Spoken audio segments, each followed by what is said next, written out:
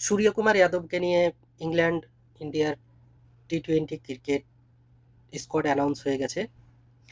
Suryakumar captain, অক্ষর প্যাটেলকে vice captain রাখা হয়েছে। আছে হার্দিক পান্ডিয়া, সূর্যকুমার যাদব, হার্দিক পান্ডিয়া, অক্ষর প্যাটেল, আছে রিঙ্কু সিং।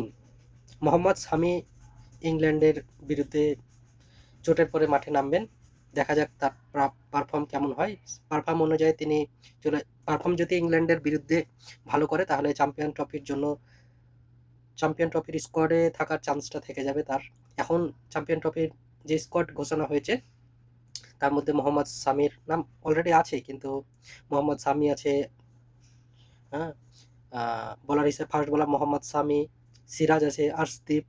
রেস্ট দেওয়া হয়েছে জাসপ্রীত বুমরাকে। তার পরিবর্তে মাঠে নিয়ে এসেছেন মোহাম্মদ সামিকে। তার পারফর্ম যদি সুন্দর হয় তাহলে চ্যাম্পিয়ন ট্রফির জন্য তিনি 100% চান্স পাবেন, যেহেতু অনেকদিন মাঠের বাইরে মোহাম্মদ সামি। তার পারফর্ম চোটের আগে অনেক সুন্দর ছিল, এখন চোটের পরে তার পারফর্ম কেমন হয় সেটাই দেখার বাকি আছে। এখন দেখা যাক তার পারফর্ম অনুযায়ী তিনি চান্স পাবেন চ্যাম্পিয়ন ট্রফির মধ্যে। আশা করি তিনি ভালো পারফর্ম করবেন, যেহেতু অনেকদিন তার নেট প্র্যাকটিস দেখেছি, সুন্দর নেট প্র্যাকটিস হয়েছে। এবং তিনি বারবার বলেছেন যে আমি এখন প্রস্তুত আছি ভারতে খেলার জন্য এবং আমি পুরোপুরি ফিট। দেখা যাক।